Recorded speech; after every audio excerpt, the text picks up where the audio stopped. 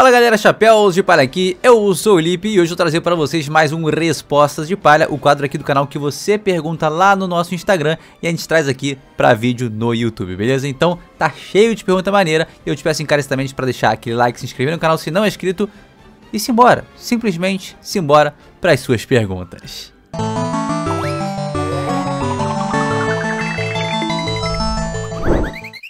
E a primeira pergunta que a gente tem aqui é do H.ocastro. E se Rod Jones e Dave Jones tiverem alguma proximidade? Aliás, os únicos Jones de One Piece. Eu achei essa pergunta muito interessante porque recentemente eu montei uma teoria de que o Vanderdecken primeiro é Dave Jones. E eu acho que esse ponto, relacionando Rod Jones a Dave Jones, ressalta pelo menos a ideia dele ter sido sim um tritão. Porque pra quem não sabe, né, Dave Jones na nossa mitologia, nas nossas lendas, foi alguém que foi fadado a viver navegando pelo fundo do mar eternamente, tal como também o Vanderdecken I, mencionado pelo Vanderdecken VIII. Aquele bicho bizarro que inclusive é um dos personagens que eu mais odeio em todo One Piece, o cara ficava tacando machado na Shirahoshi. O cara se apaixonou pela Shirahoshi quando ela era uma criança de, sei lá, mano, 8 anos. É uma parada muito bizarra. O Vanderdecken, cara, todo mundo fala mal do Rod Jones, mas assim, perto do Vanderdecken, o Rod Jones, mano, esquece. O Vanderdecken é a escória da escória da escória da escória. E o que é interessante aqui, você relacionou o Dave Jones ao Rod Jones, enquanto eu relacionei o Vanderdecken primeiro ao Dave Jones. E no futuro, né, que no caso é agora no presente, cara, a gente tem o Vanderdecken IX fazendo uma aliança com o Rod Jones. Então é possível que o Oda, quando estabeleceu esses dois personagens, já tivesse em mente algo em relação ao Dave Jones. Cara, eu realmente acho que era o Vanderdecken primeiro, que era de 9 gerações atrás, na verdade, né? Não 8. Porque o que a gente está atualmente, esse nojentaço, é o Vanderdecken IX e o primeiro é o primeiro. Então eu acho que isso pelo menos de alguma forma ressalta a ideia de que sim, ele vai ser um homem-peixe. Até porque, cara, vamos ser sinceros, Dave Jones, no imaginário coletivo, além do mago, né, é essa figura, é o personagem de Piratas do Caribe. Então eu acho que o Oda inclusive vai se inspirar nesse design e trazer esse Dave Jones pra gente. Não esse não, Alan, o outro. Isso, esse. Yohanu_1331, Garp e Gloriosa, estou sentindo uma conexão entre essas duas figuras. Claro que você está sentindo porque você leu o capítulo 1156 e você viu eles interagindo ali minimamente, né? Só que qual é a grande ligação que eles possuem? Apaixonados por Gold Roger, ambos. O Garp sai pro mar pra perseguir o Roger e a Gloriosa sai das Piratas Kuja pra perseguir o Roger. Só que, né, se o Gold Roger tem que escolher alguém pra cuidar do seu filho, ele vai e escolhe o Garp. Então eu sinto que tem uma preferência por parte do homem que se tornou o Rei dos Piratas. Cristiano Jesus 33, Rayleigh derrotaria Barba Negra com o seu Haki? Cara, não. Né? E o próprio Rayleigh comenta sobre isso. Quando a gente vê aquele incidente que ocorreu em Amazon Lily com a Boa Hancock, o Kobe e também com o Barba Negra, e o Rayleigh chega lá pra parar, ele diz, cara, se fosse pra bancar ali e lutar contra o Teach, eu provavelmente não venceria, só que eu consegui assustar ele devido à minha fama, devido à lenda que paira sobre o meu nome. Então foi dessa maneira, óbvio. O Haki do cara é assustador, ele é muito poderoso, mas se rolasse uma batalha entre Marshall the Teach e Silvers Rayleigh hoje, cara, não tem dúvida que o Barba Negra sairia vencedor, até pela própria fala, né, do Rayleigh, reconhecendo que não tá mais no auge, né, não tá mais no seu máximo, não tá ali pra lutar com toda a força que um dia já teve. Então o que assustou o Barba Negra naquela ocasião, óbvio, mano, primeiro chegou com o Haki ali exalando o sinistro, mas o nome dele, a fama, a lenda que é o Rei das Trevas, foi o que fez esse serviço.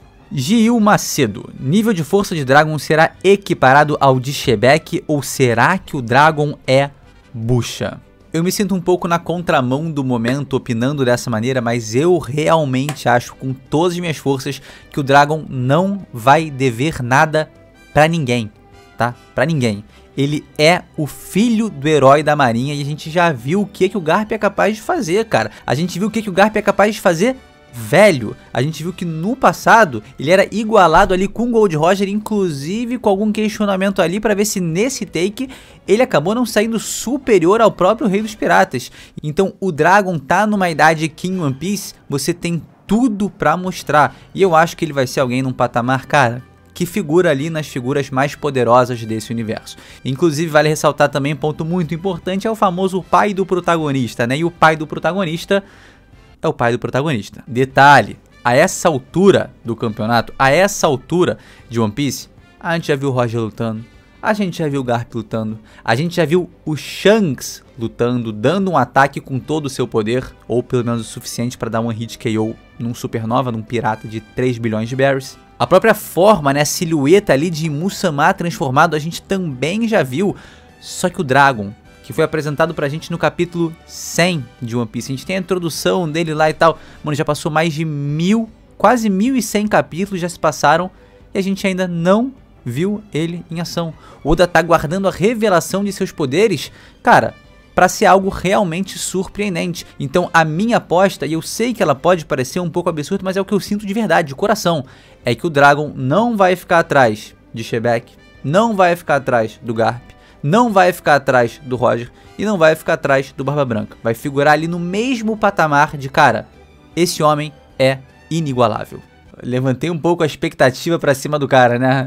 Acho que assim, é muito mais fácil você quebrar a cara com a expectativa que eu tenho pro Dragon do que uma expectativa média ali de, pô, vai ser brabo e tal, porque eu acho que ele vai ser um cara que figura ali naquele nível Yonkou, mas que vai mostrar ainda mais força, ou pelo menos vai dar aquela sensação de um perigo, cara, gigante, né? Afinal de contas, ele está indo diretamente contra Marijoa. Ele, pra mim, durante um bom tempo, ia ser a figura que ia enfrentar diretamente Musamá e aí resolver talvez esse grande caô ao redor do mundo, né? Eu sei, é uma expectativa muito alta, eu não criei isso conscientemente, foi sem querer, mas eu acho que ele vai ser isso, simplesmente, né? Monkey D. Dragon. Luísa _ Fratari, alguém vai morrer em Elbaf? Cara, pra ser bem sincero, eu acho sim que alguém vai morrer em Elbaf. Eu acho que a gente vai ter uma fatalidade lá dentro, só que não vai ser Chapéu de Palha e não vai ser aliado. Eu realmente acho que algum dos Cavaleiros Sagrados vai encontrar seu fim agora no arco de Elbaf. E pra mim, a melhor aposta seria o Sommers. O que eu acho que pode acontecer? Cara, a gente tá vendo que os Chapéus de Palha ali com os Copacabana estão entendendo um pouco melhor do uso do Haki para poder ferir os Cavaleiros Sagrados devido ao pacto que eles têm com Imusama. Só que eu acho que mesmo que eles não matem, porque os Chapéus de Palha não são conhecidos por isso, né? O Oda realmente não sai por aí matando vários vilões, a gente vê que toda a jornada do Luffy ele derrota. O Oda próprio já mencionou que o Luffy tem algo a mais, além de querer matar o outro. Ele simplesmente destrói a vontade do seu adversário. E isso para muitas pessoas é pior do que a morte. Palavras de Eiichiro Oda e nem minhas, tá? Só que o detalhe é o seguinte: a gente viu no arco de Egghead que o Jay Garcia Saturno falhou em sua missão e isso culminou na sua morte. E Musamá, na forma de Gunko, tá presente nessa região. Então o que eu acho que pode acontecer é, os Chapéus de Palha vão lidar com a situação de alguma maneira, tá? Vão conseguir, talvez nem sair superior, mas pelo menos se livrar dela. E aí, alguém vai ter que ser responsabilizado por isso, e eu acredito que vai cair na conta dele, simplesmente Sommers. E aí, Vapo, esquece. Pra mim, essa é a morte certa de Elbaf. Sommers, vai de vala. Vininerd.7z, não é pergunta, só queria dizer que eu quase chorei vendo o vídeo sobre a Tritoma. Fico muito feliz com suas palavras, inclusive a gente tá chegando aí no Dia dos Pais, nesse domingão, então cara, aproveitem com a família de vocês. Foi um vídeo que eu falei muito sobre o amor de mãe também, e eu acho que tem potencial pro Oda trabalhar algo nesse sentido, tá? Eu acho que essa temática de maternidade é algo muito forte também pro Oda, como a gente pode ver no flashback de diversos Chapéus de Palha. Então acho que ele pode trabalhar por esse caminho e seria muito maneiro. Feliz Dia dos Pais, inclusive, pra todo mundo aí adiantado, tá? Se você é pai, se você tá com seu pai, cara, aproveita, tamo junto. Manuel.costa, Tritoma pode ser irmã da Shaki? No episódio 512, ele diz que Rayleigh é o tio do Luffy e isso faria deles família.